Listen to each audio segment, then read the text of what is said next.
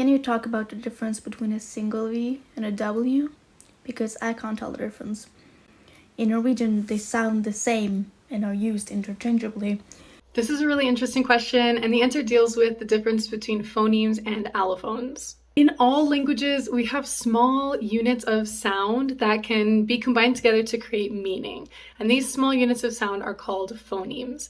So for example, in English, the p sound is a phoneme. We can use p in many different words to create different meaning. Now, these phonemes can be further separated into what's called allophones. And these are different ways of pronouncing the same exact phoneme. For example, we have the aspirated p, which is when we release a blast of air when we make this sound, the word pit. You can put your hand in front of your mouth and feel the air, pit. We also have an unaspirated p, which is in words like spit. And if you put your hand in front of your mouth, you won't feel this blast of air, spit. And then we also have an unreleased p, which is when we make the p sound with our mouth, but we don't actually open our mouth afterwards. So the sound doesn't really come out. And this isn't a word like stop. But regardless of which allophone we use, speakers of this language will understand what it means and they'll connect it with this phoneme p.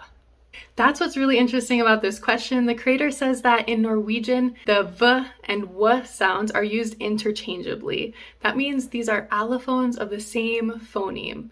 Because of this, native speakers of Norwegian might have a difficult time hearing the difference between v and w, just like how native English speakers might have a harder time distinguishing between these three different pronunciations of p.